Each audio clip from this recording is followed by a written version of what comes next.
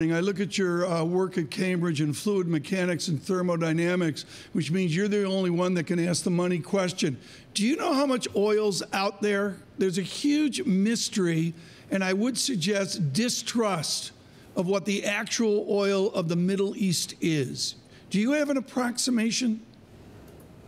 So I think you're quite right. A lot of the proven reserves figures of just hangovers from the 70s and really need updating. And Iraq is one of the few countries that has been updating. But and it's obviously price dependent. But as the Middle East overall, we have about proven today 60% of the world's oil, 40% of the world's gas. I think that's massively underreported because we're still only a third of world oil production and a sixth of world gas production, and hugely underexplored, and partly because of policy issues. We still have national oil company monopolies, and in many major resource holders, little room for the private sector, although that is starting to change now. So I think that true reserves are going to be much higher than currently known in some countries, especially Iraq, where the exploration is just getting going.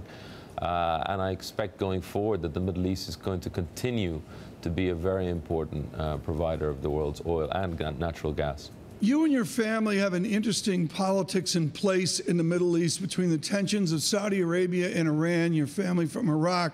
What will be the place of the United Arab Emirates in the new political calculus? How will UAE tilt, not only between Saudi and between Iran, but for that matter with all of the GCC?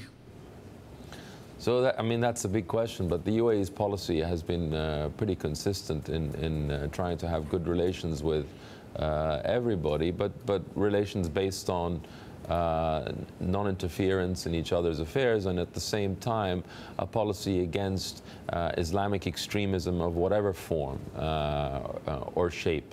But I think despite all the geopolitical tensions, not just in the Middle East, but worldwide that we're seeing, when it comes to the oil and gas, countries that may be politically opposed have shown an ability to cooperate. And we saw that in the Iraq-Iran war in the 80s, and we're seeing that again now, even with countries like Russia joining in and sometimes apparently brokering those deals like we had between Saudi and Iran last year in OPEC.